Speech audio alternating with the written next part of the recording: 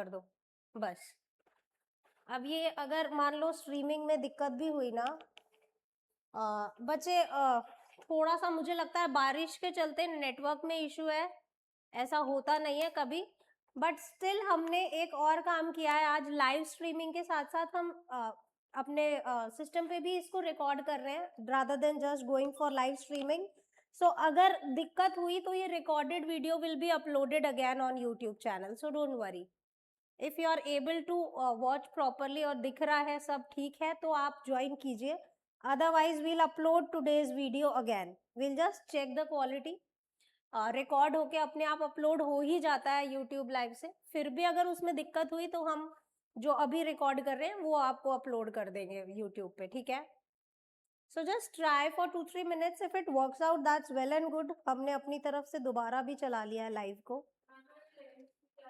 नहीं, संडे तो आप, मुझे लग रहा है इशू ही है, वहां पे नोटिफिकेशन आ रहा है, but anyways I have recorded today's class, तो सिस्टम पे भी रिकॉर्ड हो जाएगी, डोंट वरी।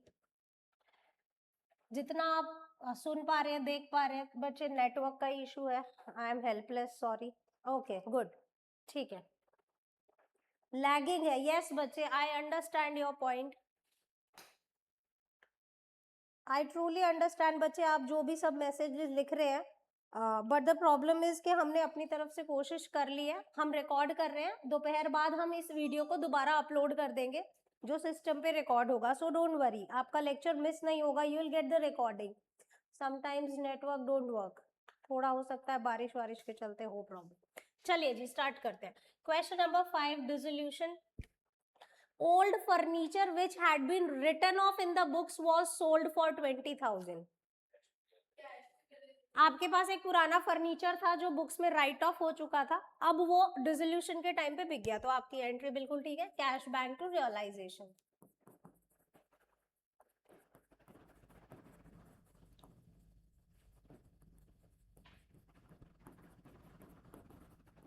शनाया, कभी भी कोई ऐसी दिक्कत लगे ना नेटवर्क की तो आप इसको रिकॉर्डिंग दबा दिया करो, उससे होगा क्या, हमारे सिस्टम पे भी रिकॉर्ड हो जाएगा ताकि हम एटलीस्ट बच्चों को बाद में अपलोड करके दे सकें।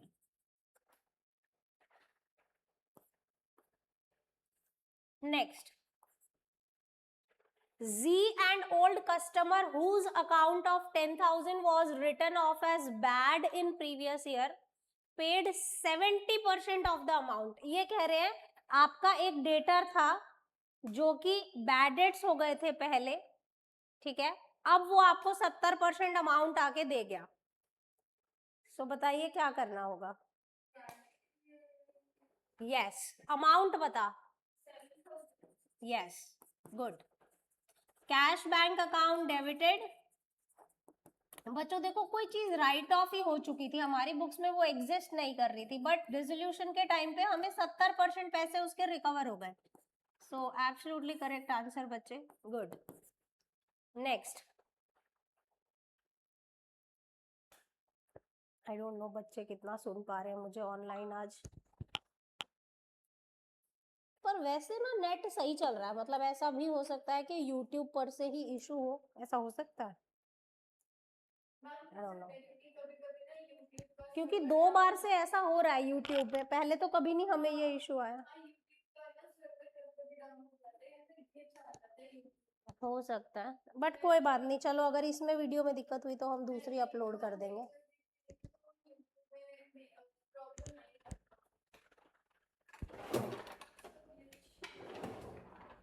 किसकी वीडियो में, मेरी वीडियो में या किसी और की? हाँ,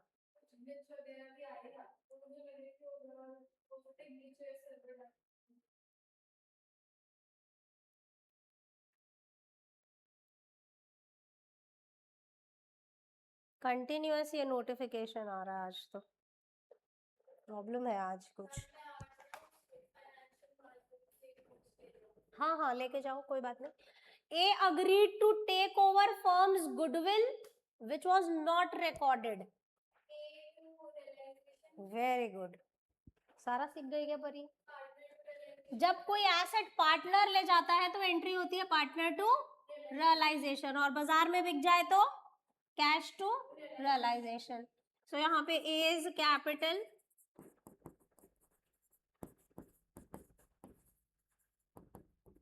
आज आपको पता है सुबह बहुत बड़ा हादसा होते होते बच गया। शुक्र है, पता नहीं किसके अच्छे कर्म आड़े आने थे। मेरे मम्मी पापा आए हुए हैं अहमदाबाद से ना, मैं अहमदाबाद से हूँ आपको पता है, तो इधर हमारे रिलेशन में कोई 2 लोगों की डेथ हो गई है। सो ऐसे आते हैं ना, कोई रिलेटिव की डेथ हो जाती है। सो वो सुबह राजधानी से आए 6:30 बजे। मेरे हस्बैंड ने ही गाड़ी कर रखी थी उनकी आगे जाने के लिए, जींद पता होगा है ना, जींद जींद जाना था उन्होंने। सो 6:30 बजे पापा का कॉल आया, हम लोग सो रहे थे, संडे, कहते भाई मैं बैठ गया हूँ गाड़ी में, ड्राइवर आ गया है, सब ठीक है। तो बोला ओके, हो गई बात। 15 मिनट बाद फिर फोन आ गया, 15 से 20 मिनट निकले थे सिर्फ, 20 मिनट बाद फोन आया कि हमारी तो कोई गाड़ी ठोक दिया। कोई बड़ा जो commercial vehicle, tempo traveller type का कुछ रहता है ना, इस टाइप के साइज का कोई व्हीकल था। सो उसने, मतलब जैसे मान लो टोल लेन्स होती है ना, टोल लेन्स, कोई टोल क्रॉस करना था उन्होंने। सो वो एक टोल में खड़े थे और उनके आगे ट्रक था। सो वो ट्रक हट ही नहीं रहा था, शायद उसका कुछ इशू आ रहा था पेमेंट में या जो भी। तो वो टोल वाले पर्सन ने बोला कि सर बगल वाला जो लेन है वो खाली है, आप अपनी गाड़ी उधर मोड़ लो। तो वो ड्राइवर तो अच्छा था, मतलब अच्छी जगह से हमने गाड़ी बुक करी थी, तो वो ऐसे बैक लाया गाड़ी को और उसने हल्की सी ऐसे मोड़ी दूसरे दूसरे लेन में जाने के लिए। पीछे से बहुत स्पीड में आके उसने इधर गाड़ी को पूरा, मतलब कांच वांच सब टूट गया, गेट वेट सब। और बस शुक्र इतना है कि उस ड्राइवर के बगल वाली सीट पे कोई नहीं बैठा था, मेरे मम्मी पापा पीछे बैठे थे। सुबह तो इतना एकदम से टेंशन हो गई थी, नहीं तो संडे कौन, मतलब रिलैक्स कर रहे थे हम लोग, आराम से सोए पड़े थे कि चलो संडे है। इतनी हालत, और फिर वो फोटोज देखे ना, मतलब वो फोटोज देख के ऐसे लगा कि मम्मी पापा बच ही कैसे गए, इतने बुरे तरीके से उसने मारी आज सुबह गाड़ी। बहुत बुरा था। हाँ। हम्म। गाड़ी। हम्म। हम्म। अच्छा, मिलने आ रहे थे। हम्म। ठुक गई है। समटाइम्स तो इट इट आई बिलीव कि यार ऐसे एक्सीडेंट से जब कोई बिना खरोच के बच के निकल जाता है तो कोई तो सुप्रीम पावर है जो आपके पीछे खड़ा है। तो हाँ, मैं वही बोल रही हूँ, इतनी ठुकने के बाद भी। तो आई तो ट्रूली बिलीव भैया, तुम भी मानो भगवान है, बोलते ना मारने वाले से बचाने वाला बड़ा होता है। इतना बड़ा हादसा टल गया आज, ठीक है, but all glories to Krishna. चलो, there was old computer which had been written off from the books, it was estimated to realise 5000, okay, but it was taken over by B at an estimated price less 30%। है क्यों? हाँ, तो partner ले जाता है तो हम partner की एंट्री करते हैं ना, यहाँ पे अगर पार्टनर लेके गया तो हमने पार्टनर टू रियलाइजेशन करा। यहाँ पे बोला है, बेटा ध्यान से सुन, एक कंप्यूटर था जो हम बुक्स में राइट ऑफ कर चुके हैं, ठीक है, अब हमारी बुक्स में वो नहीं था, लेकिन अगर हम उसको बाजार में कबाड़ी वाले को भी बेचते तो भी 5000 रुपए मिल जाते। उस कंप्यूटर को एक पार्टनर ले गया रियलाइजेबल प्राइस से 30% नीचे पे। अब बता। हाँ, amount, yes, B to realization 3500। देखो, पार्टनर ने कोई एसेट लिया तो पार्टनर डेबिट होगा, और कितने रुपए में उसने वो कंप्यूटर ले लिया, ये लाइन समझ में आ रही है आपको? एस्टिमेटेड प्राइस लेस 30%, यानी उसका जो एस्टिमेटेड प्राइस था उससे 30% कम रेट पे।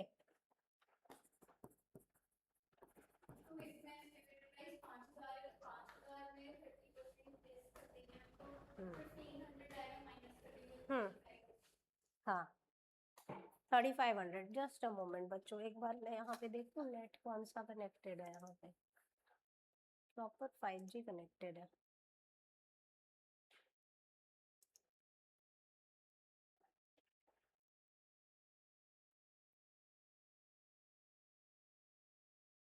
सब कुछ ठीक है, पब्लिक नेटवर्क है,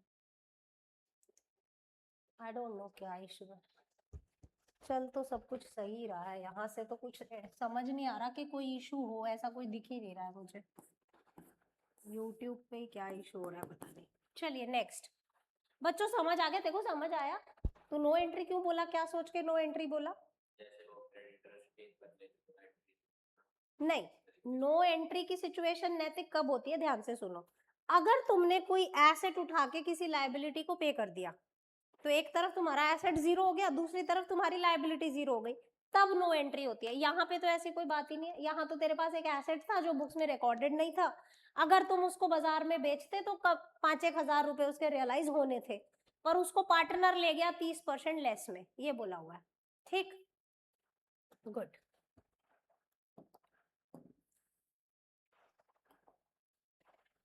Stock costing 20,000 had been written off from the books being obsolete. ठीक है, हमारे पास एक 20,000 का स्टॉक था जो हमने बुक्स में से राइट ऑफ कर दिया था क्योंकि वो ऑब्सोलीट हो चुका। The stock was valued at 5,000 and taken by the partners in their profit sharing ratio. Profit sharing क्या था? नहीं है कहीं भी। ठीक है, ऊपर फर्स्ट स्टेटमेंट में भी नहीं है ना? नहीं। सो इक्वल मानेंगे। अब बताओ कि करना क्या है। आपको ट्रांजैक्शन समझा देती हूँ बेटा। ये एंड ही हो गई लाइव स्ट्रीम। हाँ हाँ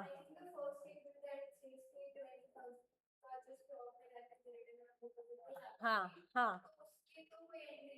हम्म। बेटा ये तो पुरानी बात हो गई ना। ये बोल रहे हैं कि हमारे पास एक स्टॉक था जो ऑब्सोलीट हो गया, जो अब नहीं काम आने वाला था, तो हमने उसको राइट ऑफ कर दिया। ठीक है, लेकिन उसकी हमने जब डिसोल्यूशन पे वैल्यूएशन करवाई तो उसकी 5,000 की वैल्यूएशन निकली and it was taken by the partners in their profit sharing ratio. यानी कुल मिला के ये जो 5,000 का स्टॉक था पार्टनर ले गए अपने प्रॉफिट शेयरिंग में बांट के। Partner to realization amount 2,500 correct. इन्होंने आधा आधा ले लिया ना, क्योंकि कुछ मेंशन नहीं है। आरुषि आपको याद आ रहा है? कुछ भी मेंशन नहीं होता तो इक्वल रेशियो होता है। आप क्या सोच रहे हो फिर? परेशान क्यों है?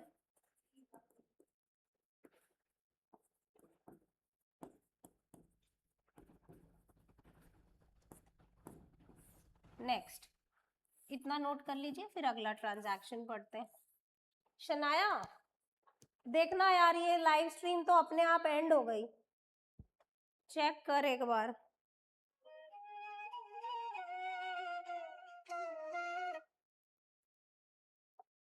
शायद ज्यादा ही नेटवर्क इशू था।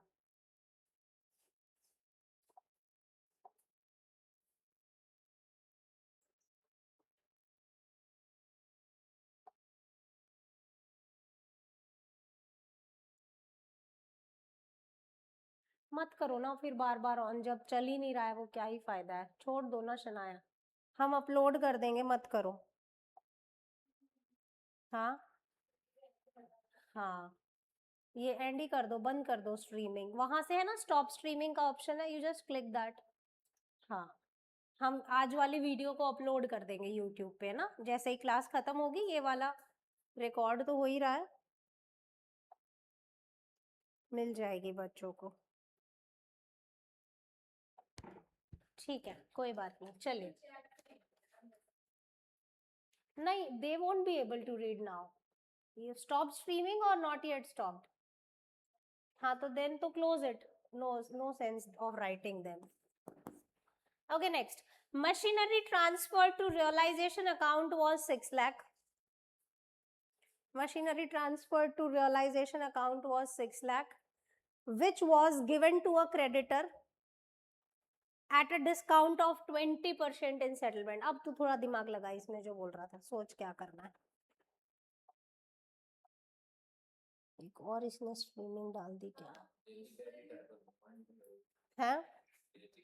मशीन ट्रांसफर कहाँ चला गया? हाँ, machine transfer to realization was 6 lakh. हम कह रहे हैं कि हमने जो बैलेंस शीट से मशीन ट्रांसफर करी थी वो 6 लाख की थी, पहले स्टेप में जो करा होगा। Which was given to creditor at a discount of 20% in full settlement. ये मशीन हमने अपने क्रेडिटर को दे दी और उसको सेटल कर दिया, मतलब मशीन भी गई और क्रेडिटर भी खत्म हो गया। एक तरफ एसेट खत्म, दूसरी तरफ लाइबिलिटी खत्म। So yes, now you are correct. Last 7th है ये, 7th transaction.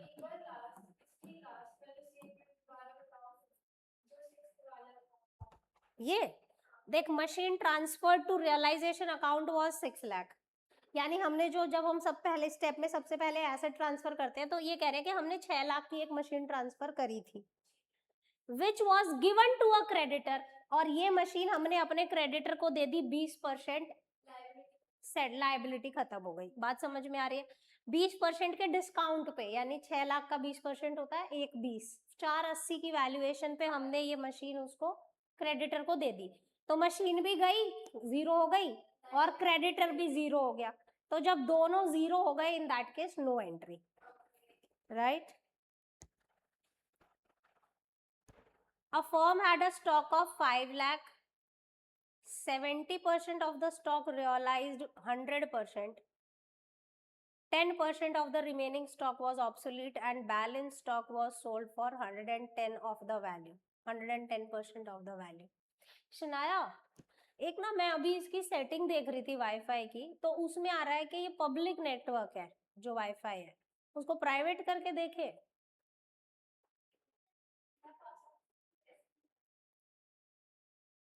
I don't know उसका क्या टेक्निकल वो है, पता करना पड़ेगा। नहीं, इट माइट बी कॉम्प्रोमाइज, ऐसा हो सकता है, कॉम्प्रोमाइज हुआ हो ऐसा हो सकता है, कुछ पॉसिबिलिटी है। अ firm had stock of 5 lakh, firm के पास 5 लाख का स्टॉक था, 70% स्टॉक रियलाइज्ड 100%, ठीक है। मैं लिखती हूँ, शायद फिर आप एंट्री बता पाओ। 5 लाख का स्टॉक है हमारे पास, इसमें से 70% का स्टॉक ने पूरी वैल्यू रियलाइज कर दी, 3,50,000 था, तो 350 का स्टॉक 350 में रियलाइज हो गया, ठीक है। आगे बताओ, 10% ऑफ द रिमेनिंग स्टॉक, अभी रिमेनिंग स्टॉक कितना है, और इसका 10% बोला है, देखो 10% ऑफ द रिमेनिंग स्टॉक बोला है, 15,000 वॉज ऑब्सोलीट, यानी कुछ भी रियलाइज नहीं हुआ, नील, एंड बैलेंस रियलाइज्ड 110%, तो 135 का 110% करो, कितना आएगा, 135 का 110% करो, करना, 110% कितना होता है 135 का, 135 इंटू 110%, 148,000। कहने का मतलब एक तो ये रियलाइज हुआ स्टॉक से, और एक ये ऐड करो, वो एंट्री होगी कैश टू रियलाइजेशन। 350 का 350 और 135 का 148,500। सो कहने का मतलब कैश टू रियलाइजेशन टोटल, हाँ बोल, दोबारा समझाते बेटा, बिल्कुल 2 मिनट दे दो मुझे। हाँ दोबारा समझाते हैं, डोंट वरी बेटा, देख ध्यान से सुन, ट्रांजैक्शन सुन। A firm had a stock of 5 lakh, 70% of the stock realised 100%, यानी उसका जो 70% स्टॉक था वो 100% वैल्यू पे बिक गया।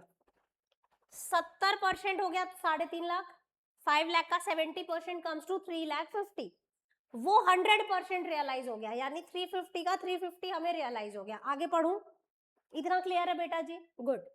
आगे पढ़ो, 10% of the remaining stock were obsolete and balance stock was sold for 110%.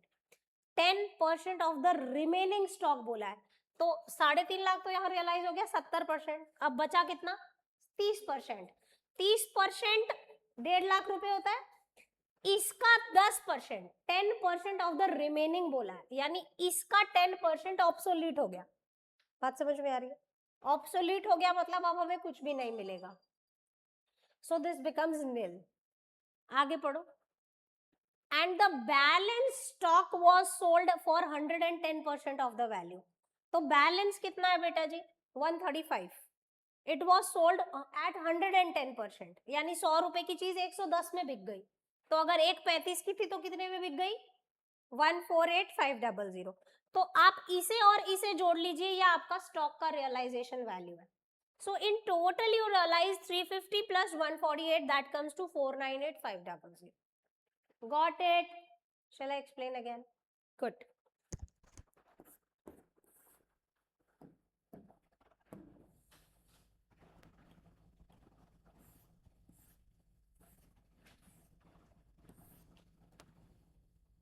अच्छा, ये तो खत्म ही हो गया, फिर मैं क्यों लाइन बना रही हूँ? चलिए, इतना नोट कर लीजिए। बेटा दोबारा कुछ समझाना है तो मुझे बताओ, आई कैन एक्सप्लेन अगेन। इतना लिख लो, फिर हम अगले क्वेश्चन पे चलेंगे, क्वेश्चन नंबर 6। देखो, इस टाइप के ही क्वेश्चंस आते हैं एग्जाम में।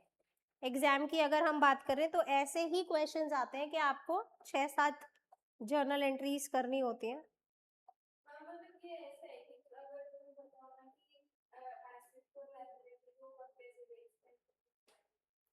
एसेट को और कैश टू रियलाइजेशन। हाँ बेटा जी, कैलकुलेशन था इस क्वेश्चन में, जर्नल एंट्री मुश्किल नहीं थी, कैलकुलेशन थोड़ा सा ट्रिकी था। पक्का सॉर्टेड है। Next, 6th question.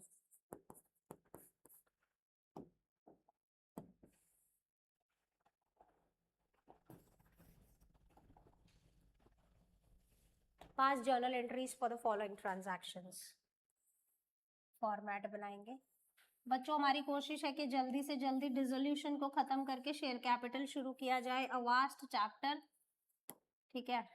And most probably share capital पढ़ते वक्त मैं कोशिश करूंगी कि हम डेली क्लास लें, चाहे ट्यूसडे थर्सडे 1-1 घंटे का ही लें, बिकॉज आपके और क्लासेस होंगे, फिर ट्यूशंस होंगे इधर उधर। सो विल चेक कि ऐसा कोई टाइमिंग जिसमें किसी का कुछ भी क्लैश ना हो। और कोई बात नहीं, मुझे कोई दिक्कत नहीं है। 11th वालों को तो मैंने बुलाना नहीं है एक्स्ट्रा ट्यूसडे थर्सडे, क्योंकि ये चैप्टर इतना बड़ा है कि ओ माय गॉड। चलिए, थक जाते हैं, सही बात है। चलिए, 5 जर्नल एंट्रीज। डिसोल्यूशन के एक्सपेंसेस 10,000 थे। यहाँ कुछ नहीं बताया कि किसने बेयर किया, किसने पे किया। तो जब नहीं बोला हो तो आप यही मानेंगे कि फर्म ने बेयर किया और फर्म ने पे किया। सो जब फर्म बेयर करेगी तो रियलाइजेशन डेबिट होगा, और फर्म पे करेगी तो कैश बैंक क्रेडिट होगा। एंट्री कर लीजिए, नरेशन लिखिए, being dissolution expenses paid by the firm. अब तो मुझे ऐसे YouTube लाइव ना हो तो अधूरा सा लग रहा है कि मजा नहीं आ रहा है इसे। है ना, आदत से हो जाती ना कोई करते करते काम। Next, dissolution expenses 5,000 paid by Taran a partner. अब बताइए। गुड। यहाँ पे हमें बताया नहीं कि कौन बेयर कर रहा है, तो हम क्या अज्यूम करेंगे कि फर्म बेयर कर रही है, लेकिन पे कौन कर रहा है? तरन। सो जो बेयर करता है वो डेबिट होता है और जो पे करता है वो। गुड, सीख गए आप लोग। नेक्स्ट, कितने क्वेश्चन है शीट में टोटल? देखो, ज्यादा नहीं होंगे, डिसोल्यूशन छोटा सा चैप्टर है। हाँ एक्चुअली देख, अपना कॉन्सेप्ट तो कब से खत्म हो गया परी, तो छोटा ही हुआ ना। ले, 15 क्वेश्चन है सारे। बात तो सही है, कह रही है बस 15 इतने कर ले हम, वही बहुत है मैम। नहीं, वैसे छोटा कहने का ये मतलब है, जैसे अभी तक जो हमने चैप्टर पढ़े उनमें बहुत सारे पॉइंट्स थे, बहुत कुछ याद रखने का था। ये बहुत छोटा कॉन्सेप्ट तो हमने 2 क्लास में खत्म कर दिया, इसलिए मैंने बोला। चलिए नेक्स्ट। हाँ बोलिए। हाँ, किससे? हाँ, कौन से चैप्टर के? ओके। हाँ हाँ हाँ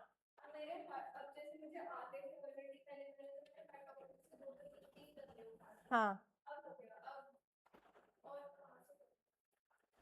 बेटा देखो ऐसा है, आप अभी रिवाइज करने बैठ रहे हो, एक बार हम क्लास में कर चुके हैं।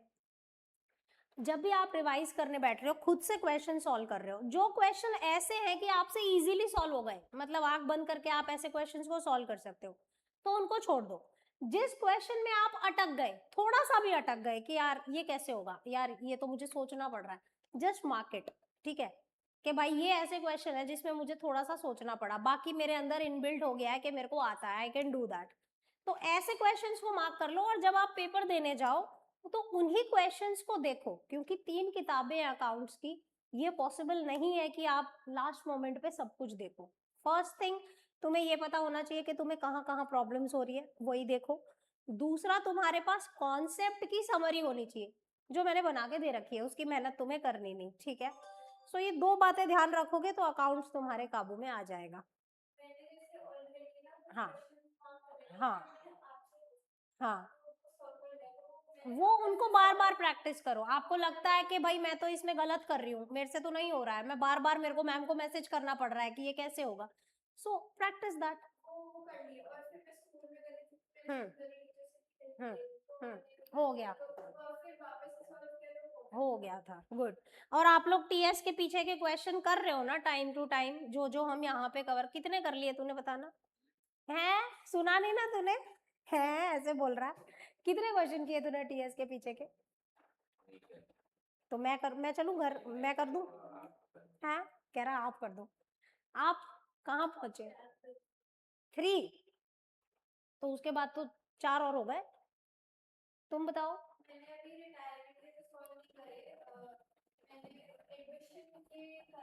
क्या होगा बच्चों तुम्हारा?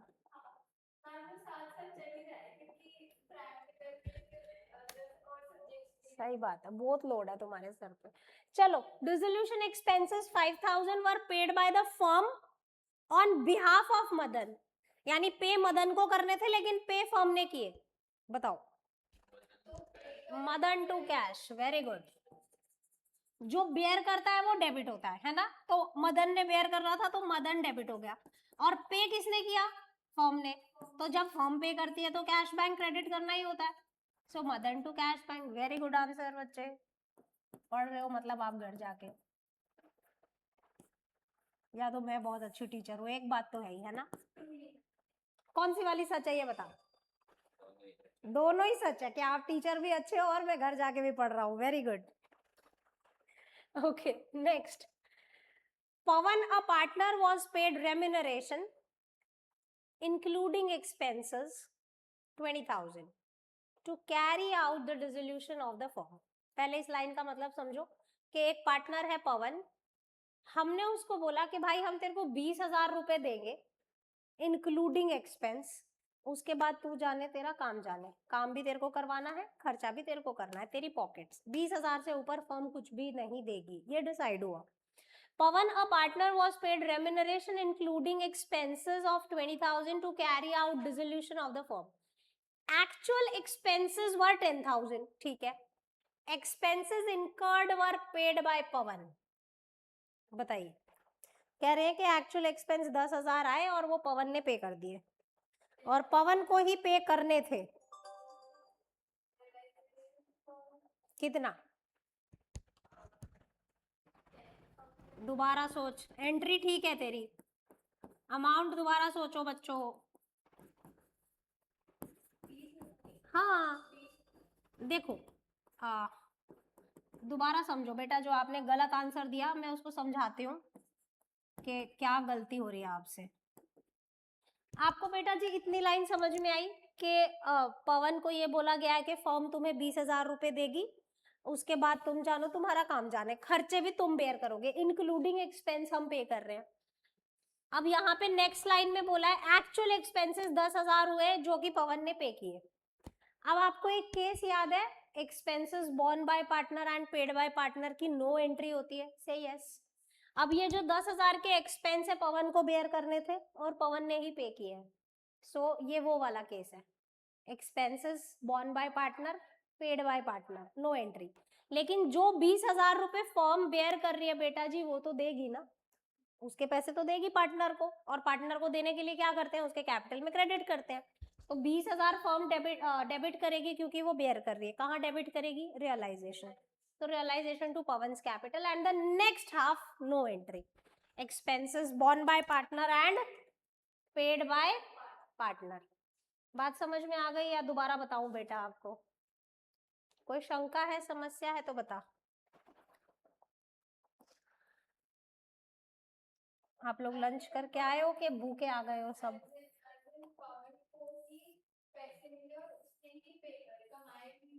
बेटा सुन, मिले और वो अलग मुद्दा है, उसकी बात ही नहीं कर रहे हम। यहाँ पे ना दो ही सिचुएशन होती है कि बेयर कौन कर रहा है और पे कौन कर रहा है, जिसके मैंने तेरे को 6 ट्रांजैक्शन बताए थे। पहला, born by firm paid by firm, born by firm paid by partner, born by partner paid by firm, born by partner paid by partner की नो एंट्री। फिर रेम्यूनरेशन पेएबल था, जो ये वाला केस है कि हम पार्टनर को एक रेम्यूनरेशन देंगे कि भाई सारा काम तुम करवाओगे। आखिरी एंट्री थी born by one partner paid by the another partner. तो यहाँ पे आपने यही देखना है कि बेयर कौन कर रहा है, पे कौन कर रहा है, दैट्स इट। ठीक है, किसको क्या मिला, किसको क्या दिया, नहीं। आप ये देखो कि हमने यहाँ पे कंडीशन ये रखी थी पवन के साथ कि भाई तेरे को फर्म 20,000 रुपए देगी, सारा काम तूने करवाना है इंक्लूडिंग एक्सपेंस, उससे ऊपर फर्म कुछ भी बेयर नहीं करेगी। सो हमने जितना वादा किया था उतना लिख लिया। अब यहाँ पे बोला है कि भाई एक्चुअल एक्सपेंसेस हो गए 10,000 जो पवन ने अपनी पॉकेट से पे किए, तो उसी को तो पे करने थे, यही तो नियम था, हमने बात तो यही करी थी।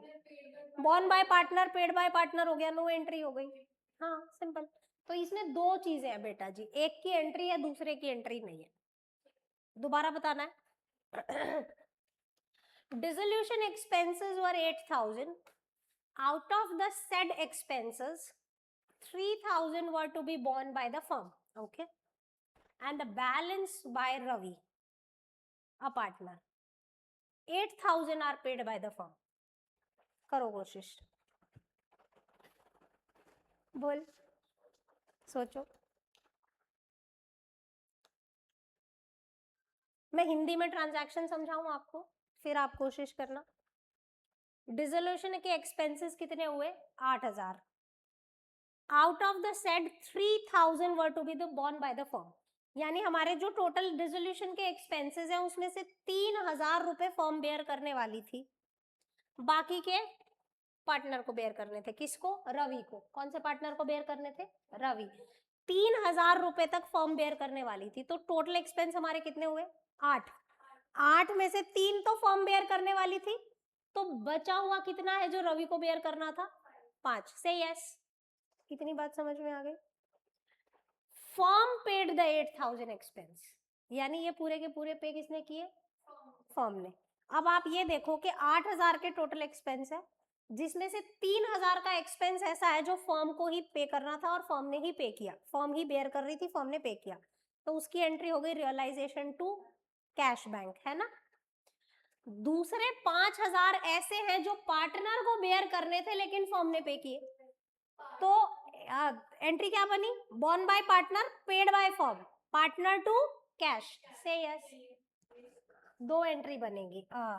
आरुषि का कहना है कि मैम 2 एंट्री करनी पड़ेगी, तो देखते हैं कि वो 2 क्या। पहली 3,000 जो फर्म ने ही बेयर किया, फर्म ने ही पे किया।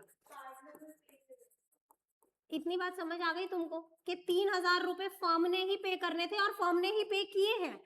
सो रियलाइजेशन टू कैश बैंक कितना हुआ, 3,000। हाँ बोलो ना, हाँ नहीं बोलते यार तुम लोग, ढीले ढीले बच्चे हो। जोश में समझ आए तो मस्त आवाज लगाना चाहिए, अरे समझ आ गया ऐसे। एक एंट्री तो ये बनी। दूसरे 5,000 रुपए वो हैं जो कि रवि को बेयर करने थे लेकिन पे फर्म ने किए।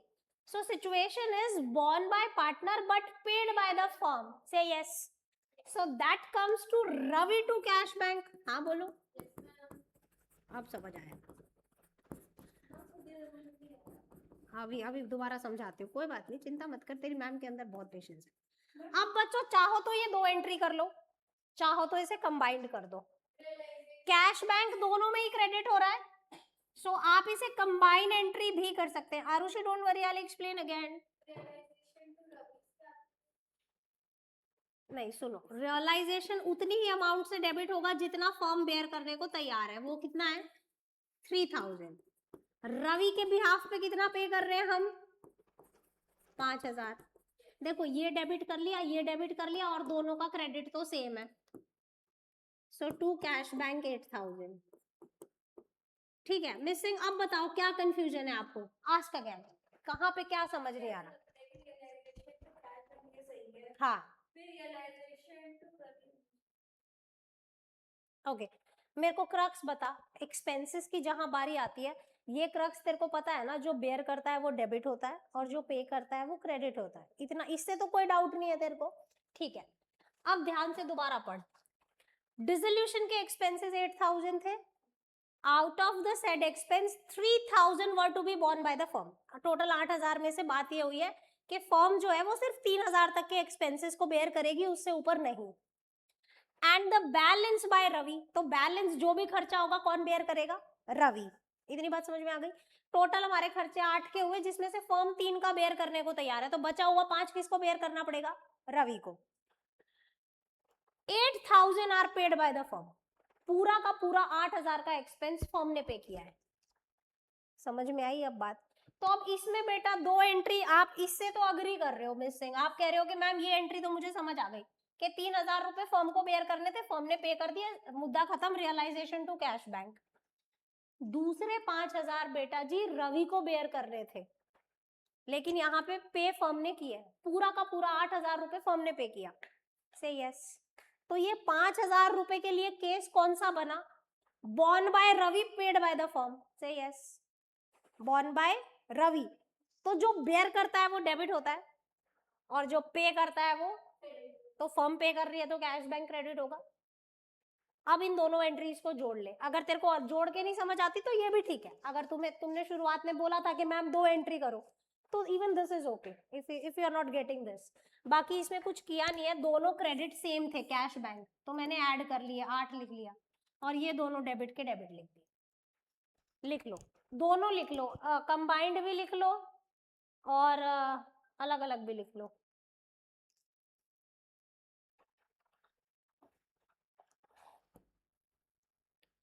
बेटा तुम क्यों गुमसुम हो? समझ आ गया ना तुमको? बोले मैम मैं रहता ही ऐसे हूँ, कुछ नई बात पूछो।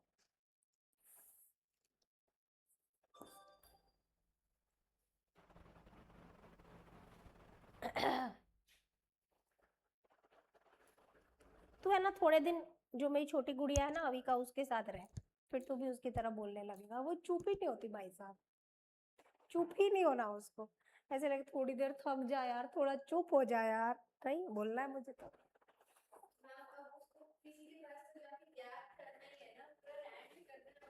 भाई साहब वो अकेली बोल सकती है, अकेले, किसी की बोलने की जरूरत नहीं है। Dissolution expenses 5000 were to be borne and paid by Karan, a partner. करण को ही बेयर करने थे, करण ने ही पे किए। No entry, borne by partner, paid by partner. ये तो सीख गए आप, borne by partner, paid by partner में तो गलती नहीं करोगे। वैसे कहीं भी मत करना, इतने अच्छे से पढ़ाया है। बहुत बढ़िया। Manoj, a partner is to carry out dissolution at an agreed remuneration of 10,000। ओ ये बहुत सिंपल है, आप लोग बताओ। हमने रेम्यूनरेशन देने की बात की है उसको। Yes, very good. भाई कितना क्वेश्चन है, ये खत्म हो पाएगा आज? 2-3 ही बचे होंगे वैसे। रियलाइजेशन टू मनोज, कितने रुपए देने रेम्यूनरेशन? 10। नरेशन लिख लो, being remuneration payable to partner for carrying out dissolution. बच्चों नरेशन मिस नहीं करेंगे आप, ठीक है? वो खुद से लिखना है, वो अंडरस्टूड है। अब आप इतने छोटे बेबी नहीं हो कि मैम आपको बता कि क्या लिखना है। हाँ, नरेशन अपनी लैंग्वेज में ही होता है, you just need to explain कि आपने क्या लिखा। नेक्स्ट, इधर Dev a partner is paid remuneration of 15,000 for carrying out dissolution. ठीक है, dissolution expenses came to 8000 are paid by the firm। बताओ, दिखाओ, कह रही देखो है। ऐसा कहाँ लिखा है पार्टनर को बेयर करना है, दिखाना मेरे को। जैसे ऊपर तो लिखा था कि हम तेरे को 20,000 रुपए देंगे इंक्लूडिंग एक्सपेंस, और कुछ नहीं देंगे। यहाँ कहाँ लिखा है कि पार्टनर को बेयर करना है? नहीं तो तूने आंसर दिया इसलिए तेरे से पूछ रही हूँ। देख, Dev a partner is paid remuneration of 15,000, firm उसको 15,000 का रेम्यूनरेशन दे, भाई काम तेरे को कराना है। Dissolution expenses 8,000 paid by the firm. ऐसा कहाँ लिखा है कि पार्टनर को बेयर करने थे ये डिसोल्यूशन के एक्सपेंस? कहीं लिखा है? जब तक कुछ ना लिखा हो, कौन बेयर करता है? Cash, yes. तो इसकी एंट्री है रियलाइजेशन टू पार्टनर, जो आप उसको रेम्यूनरेशन दे रहे हो, और जो आप एक्सपेंस पे कर रहे हो रियलाइजेशन टू कैश। लिख लो फटाफट। चलिए, किस में बेबी? आप चाहो तो एक भी कर सकते हो, ऐसा कोई जरूरी नहीं। क्या नाम है, किसको हम वो दे रहे हैं? किसको दे रहे हैं? देव नाम है क्या? Realization to Dev's capital 15,000। बेटा जब तक बोला नहीं हो ना कि कौन बेयर करा है, तो यू विल अज्यूम कि वो फर्म ही, चाहे वो पेमेंट का ना बोला हो चाहे बेयर करने का, फर्म का ही समझोगे आप। देखो अब इन दोनों में ना रियलाइजेशन डेबिट हो रहा है, सो आप चाहो तो कंबाइन भी कर सकते हो। To Dev to cash bank, कितने रुपए थे एक्सपेंस? चलो इतना लिख लो। क्या बेबी?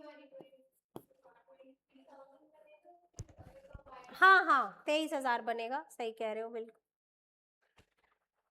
नेक्स्ट कोशिश करो। Dissolution expenses 5,000 to be borne by Pavit a partner, however it was paid by Hitesh the other partner। Simple है। हाँ, तो एंट्री बताओ। जो बेयर करता है वो डेबिट होता है, जो पे करता है वो क्रेडिट होता है। शॉर्टकट।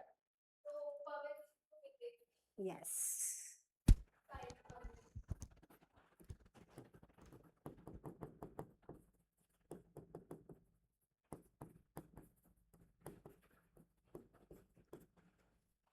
कितना? चलो बच्चों फटाफट नोट करो, नरेशन खुद लिखेंगे। Being dissolution expenses borne by पवित बट पेड बाय, क्या नाम था? हितेश। चलो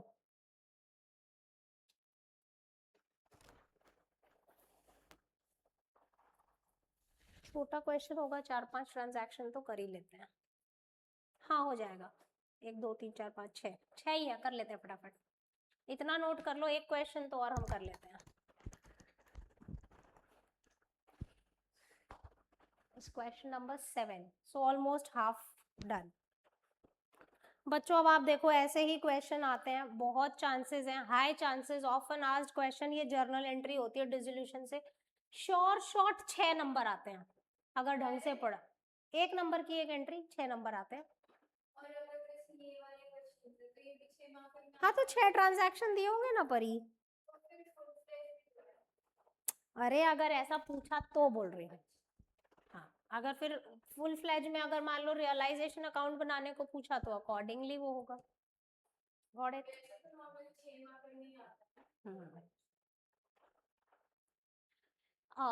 मैं क्या बोलने जा रही थी? शनाया, एक बार ना वाईफाई बंद कर दो थोड़ी देर, ये पूरा दिन ऑन रहता है ना, that might also be the reason के अभी तो हम यूट्यूब लाइव नहीं कर रहे हैं। हाँ, being expenses borne by one partner paid by other, being expenses borne by Pavit but paid by Hitesh। चलिए जी, इतना लिख चुके हो बाल बाल बच्चों तुम लोग सारा? मैं बालक बोल रही थी, बच्चे बोल रही थी, कंफ्यूज हो गई बोलना क्या।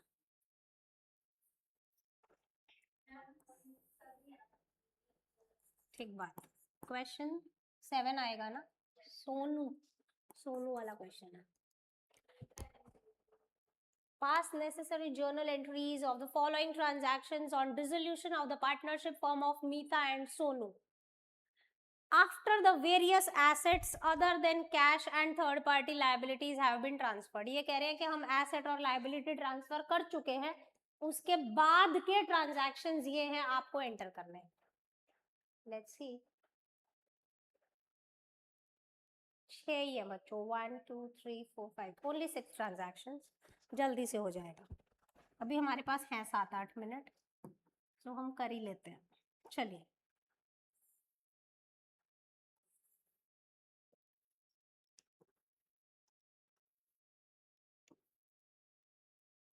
तुम्हारा शेयर कैपिटल खत्म हो गया स्कूल में?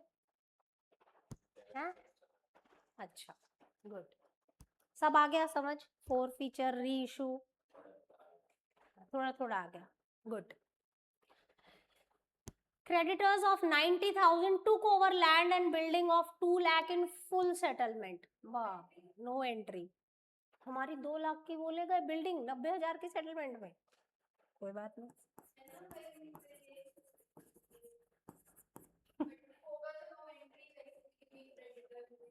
हाँ, सही बात है. चलो next. Sonu took over debtors amounting to 50 at 40. यानी हमें कुल मिला के 40,000 रियलाइज हुए डेटर से. तो अगर कोई एसेट पार्टनर ले जाए तो partner to realization. Sonu's capital. बेचारे ऑनलाइन बच्चे अपना टाइम निकाल के बैठे होंगे कि पढ़ना है, और मेरा नेट दिक्कत कर गया आज.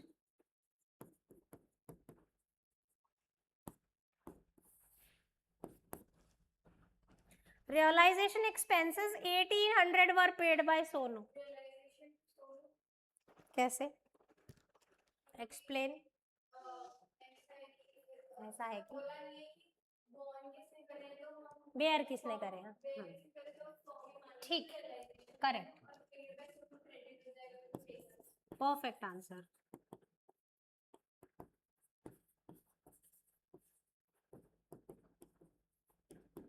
कितने हैं?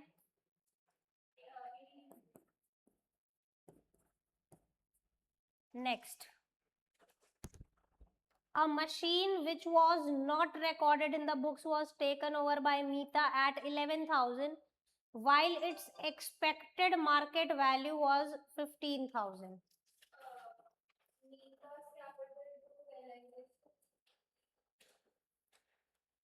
दोबारा पढ़ेंगे. आपको बोला है कि एक मशीन थी हमारे पास जो कि बुक्स में रिकॉर्डेड नहीं थी, वो मीता ने टेक ओवर कर ली 11,000 रुपए में, जबकि अगर आप उसे बाजार में बेचते तो उम्मीद है कि वो 15,000 में बिकती. क्या बिकी? अभी हमने बेची नहीं. लेके कौन गया? कितने रुपए में? Partner to realization. कितने रुपए?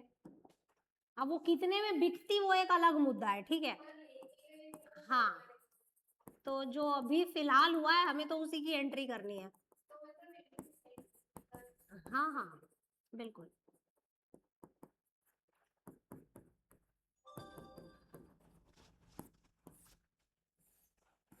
नरेशन खुद लिखेंगे बच्चों. Being machinery taken over by partner Nita. Sonu agreed to pay off his wife's loan. अगर कोई लाइबिलिटी पार्टनर पे कर दे तो, अगर हम पे करें तो रियलाइजेशन टू कैश होता है, पार्टनर पे कर दे तो बेटा लाइबिलिटी है. दोबारा सोच, बोलने से पहले सोच. देखो, अगर फर्म खुद कैश में पे करे कोई भी लाइबिलिटी तो आंसर होता है realisation to cash. Partner pay करे तो realisation to partner. As simple as that. बताया तो था. कितने रुपए? वाइफ का लोन 20,000 है, तो रियलाइजेशन टू सोनूज कैपिटल. बेटा देख, मैं दोबारा रिपीट करती हूँ, दोबारा सुनना. आपने जो गलती करी, अगर कोई एसेट आप बाजार में बेचते हो डिसोल्यूशन के टाइम पे तो एंट्री होती है कैश टू रियलाइजेशन. अगर कोई एसेट पार्टनर टेक ओवर कर लेता है तो पार्टनर टू रियलाइजेशन. अब आ जाओ लाइबिलिटी पेमेंट पे. अगर कोई लाइबिलिटी फर्म खुद पे करती है कैश में तो एक ही एंट्री है रियलाइजेशन टू कैश. अगर पार्टनर पे करता है तो रियलाइजेशन टू पार्टनर. समझ में आ गई बात? अब तो गलती नहीं करोगे, ठीक है। F, profit on dissolution amounted to 50। Okay, बांट दो पार्टनर्स को। क्या रेशियो था इनका? तो इक्वल बांट दो, नहीं है तो इक्वल बांटो। रियलाइजेशन टू पार्टनर्स कैपिटल,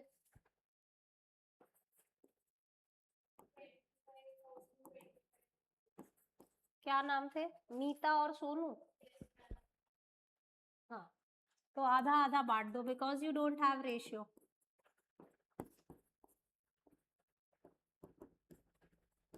$50,000 का प्रॉफिट है। अगर ये लॉस होता तो क्या करते आप लोग? एंट्री रिवर्स हो जाती है ना। So that's all for this noon. Now will meet tomorrow. अभी still we have this journal entry वाले क्वेश्चंस ओनली। ये सब जर्नल एंट्री है। यहाँ से 10th से रियलाइजेशन है, यानी 2 क्वेश्चन और है, फिर 4-5 हम रियलाइजेशन बनाएंगे, चैप्टर खत्म। Most probably 2 more classes and will be done. Yes baby. हाँ, तो तभी तो आज क्लास रखी है ना। मैं फ्राइडे छुट्टी, रक्षाबंधन है उस दिन तो छुट्टी रहेगी। सो मैं छुट्टी लेना नहीं चाह रही थी तो मैंने आज एडिशनल क्लास। क्यों, वेंसडे क्या चीज की छुट्टी है? कुछ है वेंसडे को? ईद? चल, तेरे को बड़ा ईद मनाना है। नहीं है छुट्टी। कोई ईद मनाने का स्टूडेंट होता तो सोचते, ठीक है। स्कूल में छुट्टी है तो फिर हम लंबा क्लास कर लेते हैं। छुट्टी है स्कूल की तुम्हारी? कौन सी वाली ईद है? ईद ए मिलाद है ना। ओके, सो ठीक है। विल सी एक बार क्या है। छुट्टी का तो नहीं, शाम को ही मिलते हैं। खैर 4 बजे ही मिलते हैं, है ना। आज संडे है, अभी हम मंडे मिलेंगे, वेंसडे मिलेंगे। नहीं, मंडे वेंसडे फ्राइडे रक्षाबंधन है, उसकी छुट्टी है तो आज हमने उसकी क्लास कर ली ताकि हमारा चैप्टर इस वीक में खत्म हो जाए and we can start with share capital. Share capital की जहां तक बात है, be prepared, I will be taking extra classes Tuesdays, Thursdays, Sundays, जब जब मेरा मन किया आई विल कॉल, ठीक है, because it's a long chapter और मैं चाहती हूँ कि वो कंटिन्यूटी में फटाफट खत्म हो जाए। जन्माष्टमी 4 सितंबर की है ना। नहीं, बर्थडे की कोई छुट्टी नहीं है। बर्थडे को तो कोई बात नहीं, देख लेंगे। है, हाँ ले आना नेकी और पूछ पूछ। ठीक है, चलो जी, that's all for this noon. Thank you for coming on Sunday. Bye bye, आओ जो।